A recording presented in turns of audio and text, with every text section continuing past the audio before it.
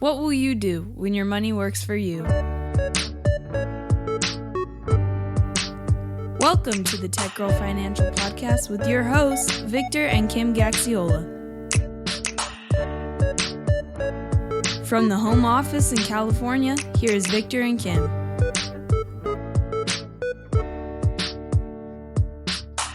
So, Kim, we are on a roll for 2022. We got another great guest today. Yes, I'm so excited to get into this conversation because it involves one of my favorite topics. I know. Well, you love talking about stocks. You love talking about dividends. And it's like, you keep talking about that stuff. But today we have a great guest in Gerry Mihalick, who's joining us from Berkshire Asset Management, who's going to talk a little bit about what he does and the philosophy and the approach, and as well as stick around and listen to some of the headwinds we think could be faced in 2022. One of the reasons why I'm really looking forward to this conversation is to show off what an SMA is. Mm-hmm. What is Do an you know SMA? what that stands for? I do, but come on, just keep it guessing. Are people sitting there trying to think, what's an SMA? I know. We love those abbreviations of everything here in the financial industry. I think in every industry. Industry. Somebody could correct me if I'm wrong, but I believe it is a separately managed account. That's correct. Ding, ding, ding, ding. And I don't think that gives you any idea of what an SMA really is. But truly, the reason why we enjoy having them as part of our clients' holdings is because clients get to actually own the stocks in their account as opposed to a mutual fund. And I remember one conversation we had many, many years with somebody about a similar strategy. And he said, "You mean I get my own customized mutual fund?" Mm-hmm. And it is a little like that because what you're holding may be the equivalent of a mutual fund holding, but you get to hold those 30 to 40 or however many stocks that portfolio owns. Mm-hmm. So it's customized portfolio for you. Mm-hmm. And I think that's one of the important point here to make is one of the things that I love about doing this job and the work that we do is that when you work with someone and for the most part, let's say they've been contributing to a 401k, contributing to a 401k within their company that might be managed by, a Fidelity or a Schwab or perhaps a TD Ameritrade or so. And the menu selection of what they can do is usually mutual funds. So I would say that for a lot of investors, their main experience in doing any sort of investment has been contributing to their 401k, and in those cases, mostly to mutual funds, so that when they leave that employer, they change jobs, and then they roll it over into an IRA. I always love that part where you start talking to people, and they realize that once you have your own IRA, you don't have to just use mutual funds. You can actually own stocks and exchange traded funds. There's a whole world of new investment opportunities for you. But I think the thing that really brings us, people think that that you have to have a whole lot of money to own stocks, or that you can only own a few. And this is where you bring in an SMA to assist you in that selection process and owning an entire portfolio of your own, like you said, customized mutual fund. Right. So let's get started. Yeah. So here we go. Our conversation with Gerry.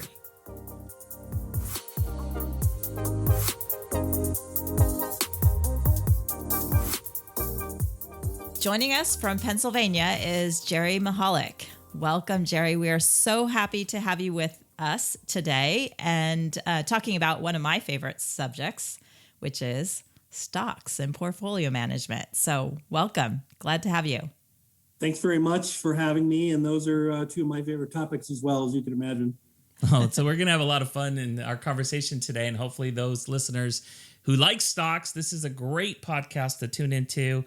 We've been working with Gerry and the group for many years now. And so we thought we'd get started as we typically do with these podcasts, just getting a little bit of background. Gerry, can you tell us a little bit about yourself and the role that you play today?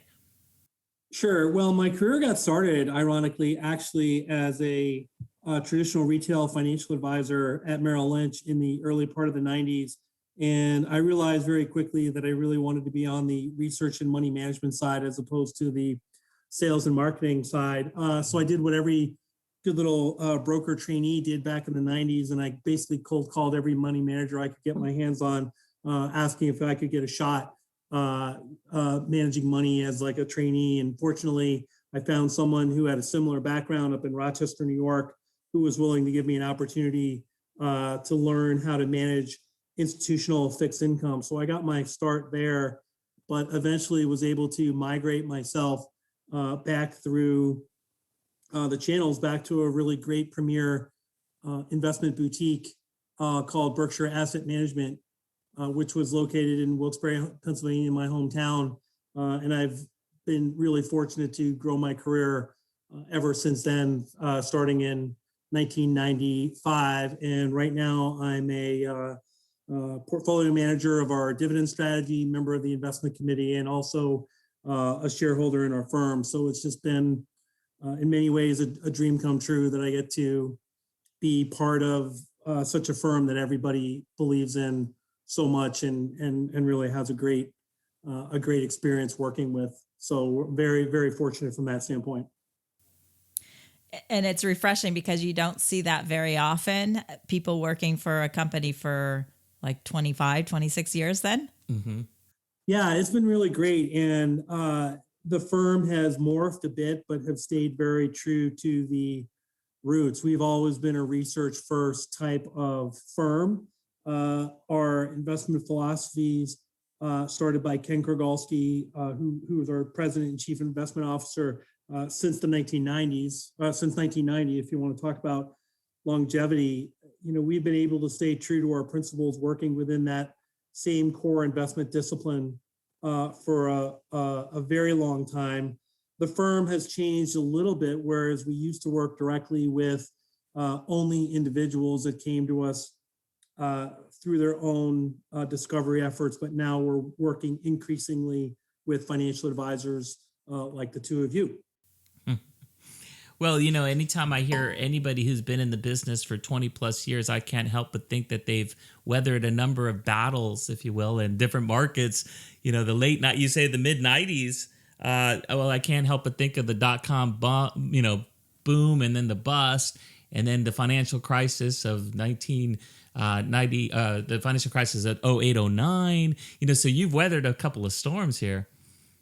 Sure, battle tested through multiple calamities, shall we say, and have come out fine on the other side. And I think in a lot of cases, that's a testimony to the resilience and durability of the type of stocks that we tend to buy. Also, the resiliency of the financial markets and in the United States particularly. And if there's one thing maybe that I would leave your audience with, it just seems like every 1 year, 5 year, or 10-year cycle seems to have some sort of crisis that you have to deal with, almost annually. And that's why we're such believers in staying fully invested in our strategy over long periods of time and just weather the cycles as opposed to trying to time them in and out. But you are absolutely right. There's been multiple calamities that we've had to deal with throughout the years. And quite honestly, I'm sure there'll be many to come in the future. You're absolutely right. I started my career as a financial advisor in 1998.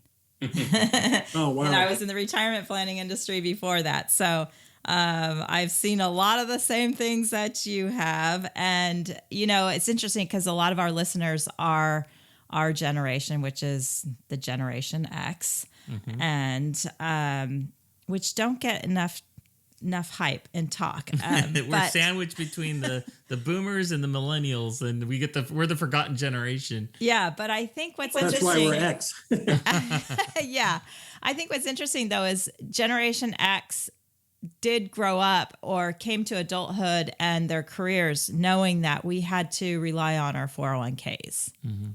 and so we have experienced everything.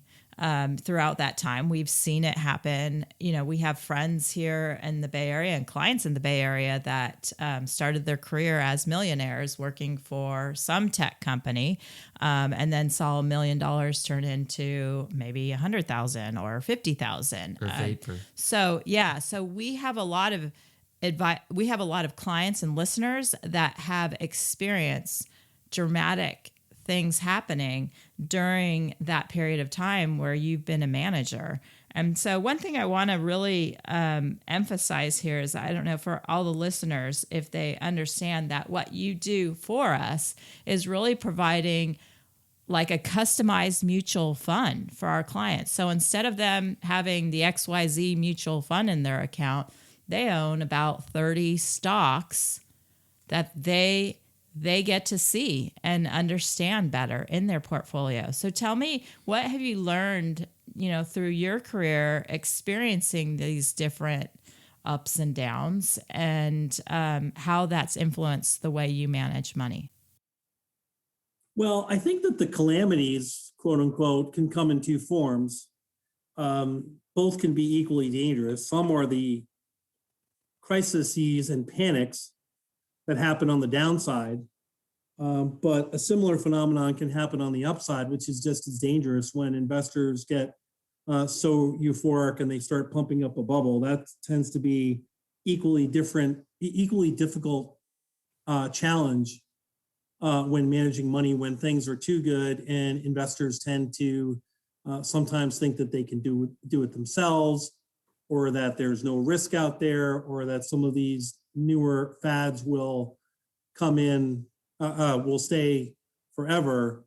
That period of time sometimes can be more difficult to manage than, say, when you're having a market meltdown, because you're battling, a very dangerous investor psychology. And I think that's a little bit closer to where we are now, where the value of active management and the value of good, solid financial planning with a group like yours becomes even more important, because those types of environments can be very, very challenging in their own right, whether it's, speculation in Bitcoin or some of the newer economy stocks, or the meme stocks from some of those groups. It's difficult to manage around there. But so we have gone through not only the difficult times on the downside, but also staying true to our discipline when things like that, when we're experiencing situations like we are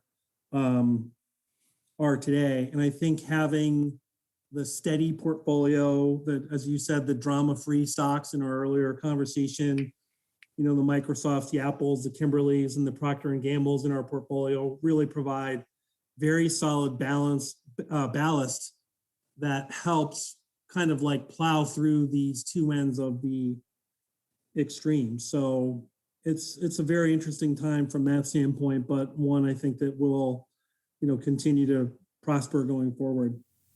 I know it's tough not to analyze the first 2 trading days of the new year and think, so goes what happens in January, so goes the year, right? And we may be in a very dramatic shift in what works and what doesn't. What are your thoughts about that? Well, sure. And I think, as Yogi Berra said, it's difficult to make predictions, particularly about the future. And someday I'm actually going to really take a very strong documentation of what all the Wall Street pundits said at the beginning of the year versus what actually happens in the year end, because my sense would be that the prognostication would be very off base. And I think that, there are very few calls for an S&P 500 that was going to be up 28%, 29% in 2021. So I think now, again, people are coming out with their predictions, and we tend to look at companies more one at a time, more bottom up, and we try not to make those large market prognostications. But, in terms of the things that are on our radar scope, I think number one is inflation. That seems to be very real. That's a consensus call. But I think in this case, the consensus is going to be right, because there are a lot of challenges that are going to keep inflation running hotter than maybe a lot would like it. And I think that's where a dividend portfolio like ours really it becomes important, because our primary goal of the portfolio is to try to find companies that can generate not only high dividends today, but also can grow those dividends tomorrow. And that tends to be a very, very good way to hedge against inflation and the rising costs of seemingly everything these days. So that is one thing that we are highly focused on is trying to make sure that we're generating more cash flow at the end of 2022 than we are right now through these companies that are great American businesses that should be able to compound their dividends, hopefully at a rate of 8 to 10% a year. And I think if we can do that alone, people will be very happy. Yeah, Gerry, you mentioned in that comment a bottom-up approach to investing. So for those that may be unfamiliar with that term, what is the philosophy and approach that you take when it comes to your selections? Yeah, and just to expand on that, the opposite of bottom-up is really what we call in the industry top-down, where you try to look at, all these broad macro themes and then try to guess which way the market's going to go. And, there's really a reason why the Market Timing Hall of Fame is empty because it's so hard to do and you have to be right twice. You have to make sure you get clients out at one time and then get them back in at the other time to have effect. And that's just not an approach that we deal with or feel comfortable doing. We're really looking at companies one at a time, trying to evaluate the business in a similar way that a private business owner would look at their own company or maybe a family business, where we would look at an analysis of how the company generates its profitability today. What are the opportunities to keep that profitability going, but also what are the risks to that? So if you took a company like Johnson & Johnson, we know that their profitability is really driven by innovation and higher margins. So part of our exercise is to evaluate the prospects for those margins and that profitability going forward from that standpoint. But in contrast, if we look at a company like Walmart, it's a very low margin business for the most part, but where they make up for their low margins is with increasing what we would call asset turnover, or the number of times that they can turn over the industry, their inventory, and be more efficient. So we're looking at companies on the individual merits like that to try to make a good assessment of, can this company generate a relatively safe dividend today, but also can that dividend grow going forward? Can it be a compounding machine for our for our clients' funds within that portfolio? And then the next step in that whole process, after we've made an assessment of that, is to try to figure out what a rational business owner would pay for a company over a long period of time, because there can be great companies out there that are very attractive fundamentals, but just appear to be overpriced from a price to free cash flow basis or a PE basis or intrinsic value and all the other nerdy ways that portfolio managers like us tend to look at. So we want to buy a company with good fundamentals that's selling at a price that has room to grow over time. And we're looking at those companies one-on-one in their own kind of sphere versus trying to put that in with a broader, market call that the top-down guys do. So good business at a good price that can grow dividends over a long period of time is what we think is going to make your clients and our shareholders very happy. So you're looking for dividends. That's, I think, a qualification of a stock. And then you add to that, how does it look from a profitability standpoint and an innovation standpoint? Am I getting that part correct? Yeah, absolutely. Okay. And the dividends that the companies pay have to have a history of increasing over time, right? That's correct. Okay, great. So those tend to be very good candidates. I'm curious, when you see, you're obviously looking for those kind of candidates every day, searching, not just, researching what you own, but also looking for those future candidates that may be great fits for your portfolio. Do you see a lot of opportunities out there, or is it like finding a needle in a haystack? I think in general, the ideas are pretty plentiful. it's a little bit harder because the market is higher to find kind of like the really, really screaming buys. But for the most part, there's a whole list of companies that have attractive features. So we would say that as a baseline level, it's not that difficult at the moment. It's harder, but still there's enough candidates out there that we're finding, reasonable value out there, that we don't feel like we're sacrificing quality or overpaying or anything like that. So we feel good about that from that standpoint. Yeah, that's probably the piece that I missed that you're emphasizing here is just that the challenge of finding something that's priced well and not completely overvalued with what we've seen in the market over the past couple of years. Yeah, and I would also share, Kim, just as a word of encouragement, we are not a tech portfolio per se, but we are a believer in what American innovation means from a direct and indirect ownership standpoint.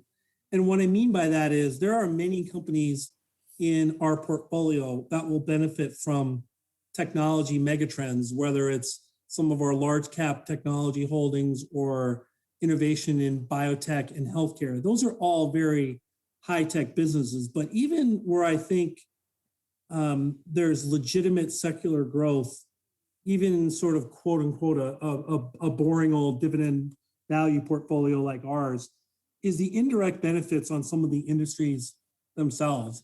If you look at what banks are doing with fintech or artificial intelligence, or if you look at how regular industrial companies are starting to use innovation to make themselves more efficient, some of these mega trends that are going on right now, even within our portfolio, I think supersede long-term over, not to go negative here, but politics in Washington and some of the societal problems that we hear about on news channels from both sides of the political spectrum. I think the American innovation megatrend story, whether it's 5G technology or advances in biotech or Internet of Things, and other manufacturing efficiencies, really provide a great tailwind going forward that's going to supersede, like I said, some of the near-term problems or the occasional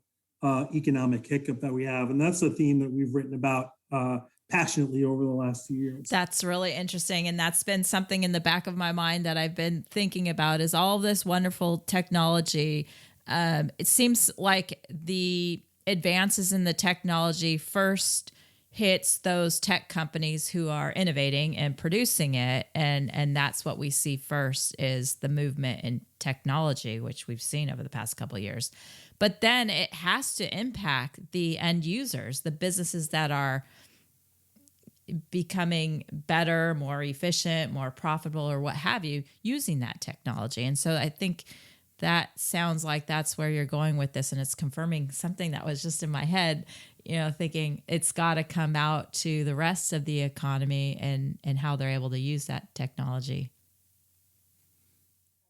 Absolutely. And those, like I said, are trends that supersede some of the more near-term issues that we tend to be dealing with. And, one of the nice things about having access to advisors like your group is, there are strategies that are more direct beneficiaries of technology mega waves that are more startup, but eventually the stuff in larger, more established companies that we tend to traffic in tend to be, somewhat later beneficiaries, maybe not as sexy as, some of the more emerging technologies, but still provide great benefit. And like I said, it provides a tailwind or a mega trend, I should say, that over time cures a lot of society's problems.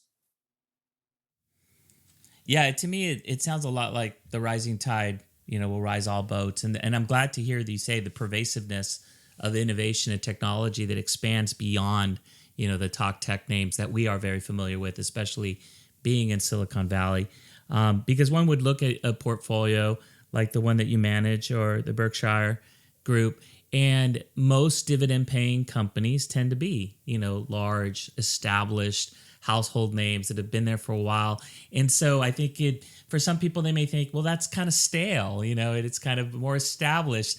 A lot of these growth companies, startups, they're not in a position to pay a dividend. And so it's unlikely we would see them perhaps in your portfolio. However, I think that this is the balance, is striking that balance between the innovation and the fast track, companies that have a lot of growth potential, but they're not paying a dividend. But for someone to really have a balanced portfolio, I think you need a little bit of both. And so I love, as you said, the no drama, Kim. Or I'd say the safe money, is placed in these that have a steady return, that where a person can participate both in stock price appreciation, but also an increased dividend. So it's the best of all worlds. The stocks that won't keep you up at night. Well, it is funny, and I don't want to get off too much of a tangent, but I was speaking at a conference once, and I had to go after one of the top performing small and mid-cap growth managers who had just a dynamite track record, and he had just the most amazing stories about tech companies like Zoom and Teladoc and Yeti and just all, electric vehicles, and, just had this futuristic view of the world. And I had to go after him and, talk about Liggett and Platt and Honeywell and, Procter and Gamble and toilet paper, things like that. And I said, I might not have the sex appeal that he does, but, hopefully I might be able to bore yourself to wealth through my presentation. And, that's a theme that kind of has stuck for me, but I do remember that. I do remember that day. I'm like, how am I going to top that? This company has a 3% dividend and it's going to grow at 8% a year. And it's going to be there's a very tortoise and the hare type of moment, but we had a pretty good 21 compared to that manager as well. So it's all part of putting together the right combinations and having each sleeve of the portfolio do what its job is. And in ours is to generate current income and grow that income. In a portfolio like his is to find the secular disruptive technologies that might be more volatile but have higher growth rates for a portion of the portfolio. So it's all about folks like you two putting together that overall portfolio that ultimately fits your client's needs. So a lot of fun just working with these other managers and sharing in these concepts. And Gerry, I think you can brag about having toilet paper now. Well, Gerry, it's funny because you said the tortoise and the hare, and that's exactly how I described, these two different approaches. I don't necessarily think that one is, I personally don't think necessarily that one is going to be better than the other. And that's why we try to emphasize to a lot of the clients and the people we work with that having a strategy that actually incorporates both, not placing your bets on one, but why not have both? Having something that's established, it's time tested, it feels good. Yes, it's going to cross the finish line, but it's not going to be as dramatic. As we said, there's no drama. And then you have, a segment of the portfolio that could be a little bit more flashy, the hair, fast, furious on the headlines. And so it's striking that balance. I just think it's funny you use the exact same analogy that I use when I talk to people about these strategies. Right. And that was not pre-rehearsed either, people. No, it wasn't. That's why I was laughing over here. I thought it was great. Right.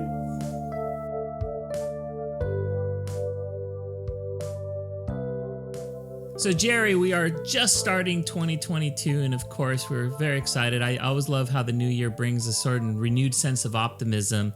And 2021 and 2020 have obviously been, challenging and interesting years. And one of the things that we know we need to do is manage expectations, because the last 18 to 20 months have been pretty incredible with double-digit returns in many cases. But I don't know that 2022 is going to be the same thing.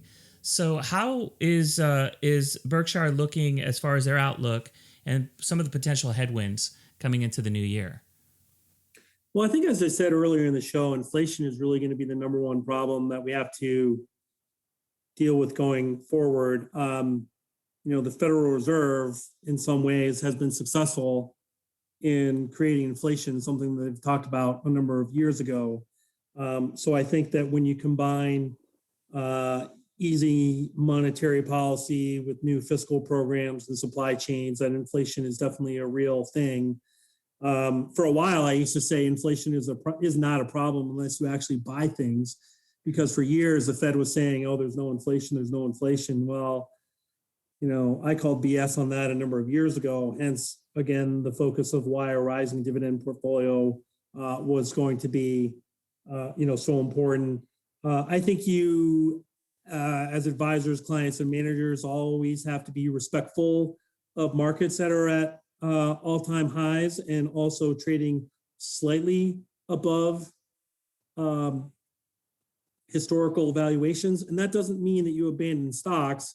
It maybe means that you either take some risk off the table or maybe lower some expectations, because it's just sort of really a mathematical fact that when, stocks start to trade at higher multiples, the future returns over a 3, 5, and 10-year period can still be positive, but probably not double digits. So I put inflation as a headwind, and I also put valuation in as a bit of a headwind as well.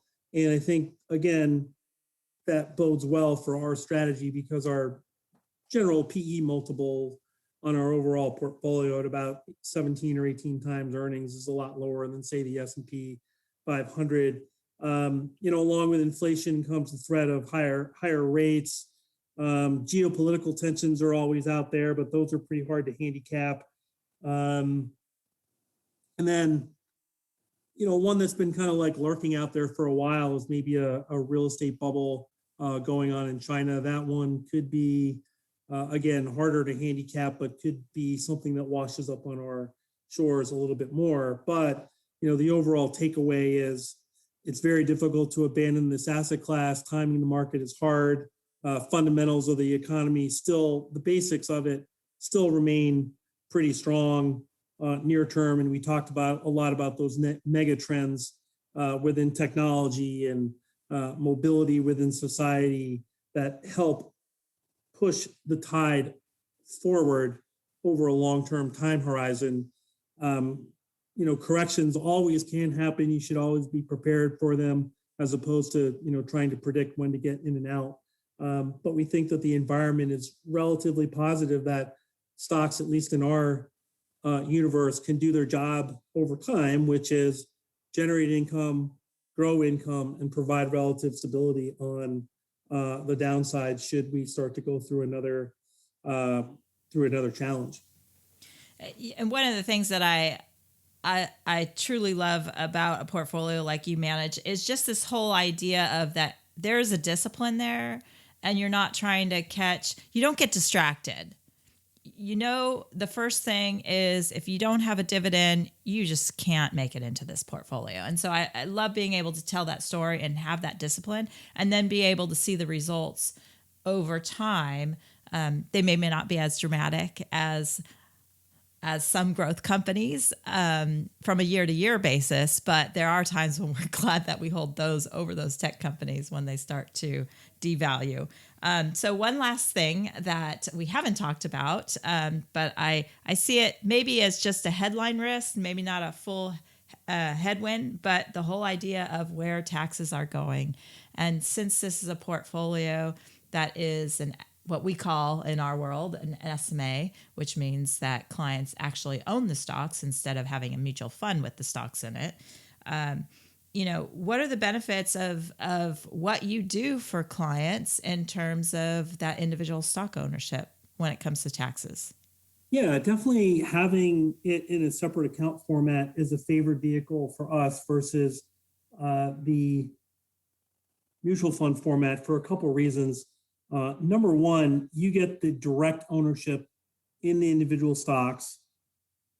We get to control the cost basis, and everyone in the portfolio, we can customize the tax profile in terms of when we realize gains or losses in the portfolio, which is very, very different from a mutual fund.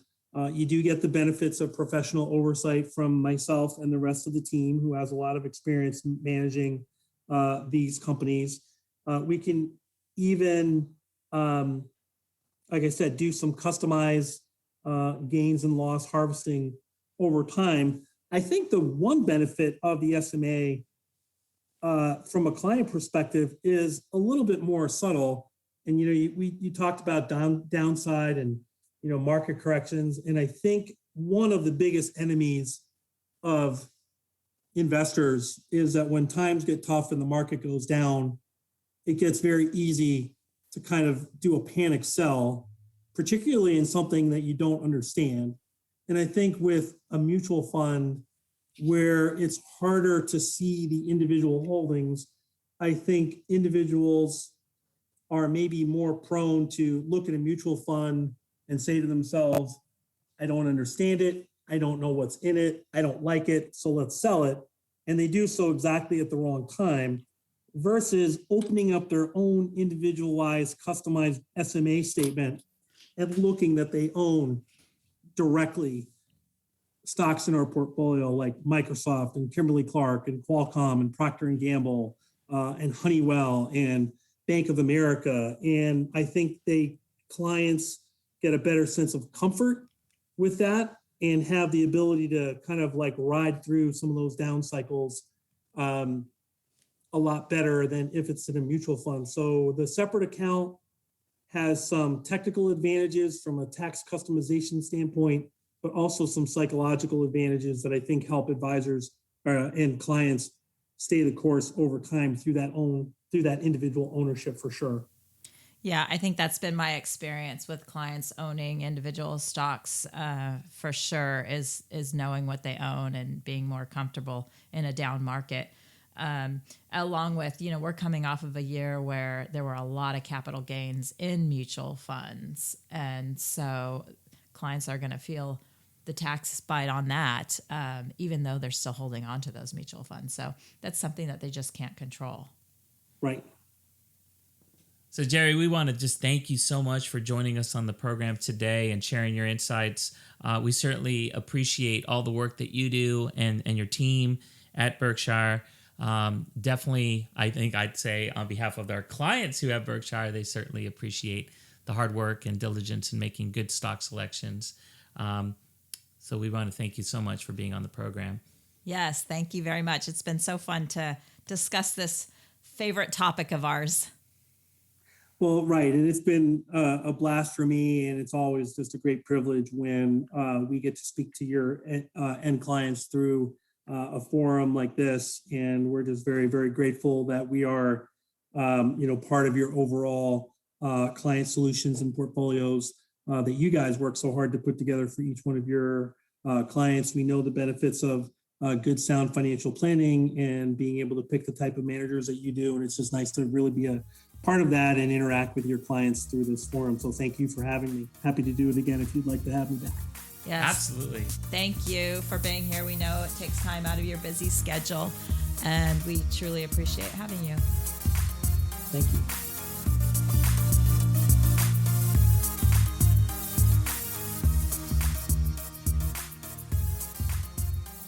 Well, that was a great conversation we just had with Gerry, and very grateful to have it. And I know I keep saying the same thing over and over again, but I think it's so fantastic that we are able to provide this for our clients, individual stock ownership, and the fact that you get it with a professional money manager, as well as the fact that this isn't something you can just get at E-Trade or any of these kind of companies where, you go in and you buy an ETF or a mutual fund, which is pretty easy for anybody to buy on any platform.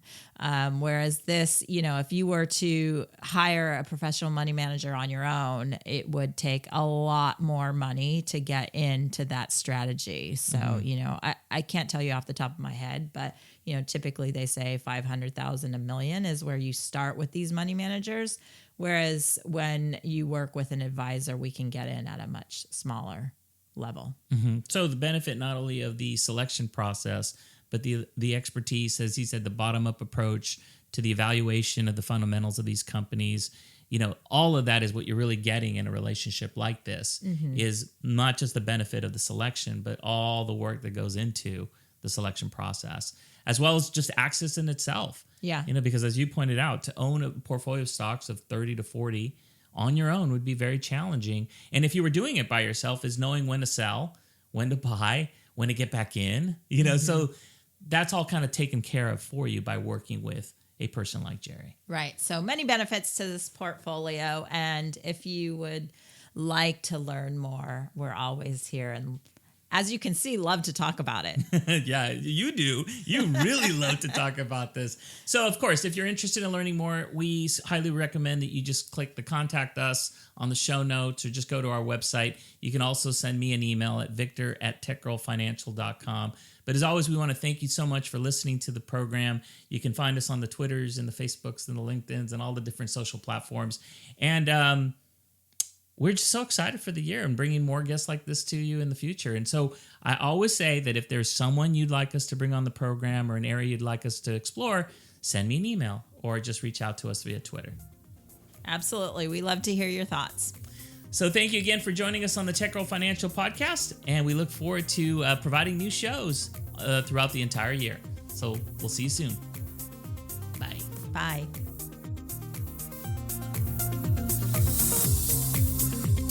If you have questions, comments, or suggestions for future shows, please send an email to victor@techgirlfinancial.com or join the conversation on Twitter using the hashtag AskTGF.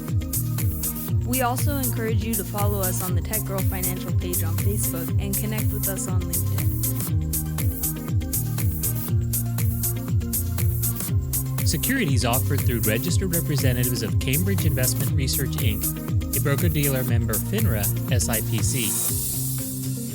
Investment advisory services offered through Cambridge Investment Research Advisors, a registered investment advisor. Tech Girl Financial and Cambridge Investment Research, Inc. are not affiliated companies. Discussions in this show should not be construed as specific recommendations or investment advice. Always consult with your investment professional before making important investment decisions.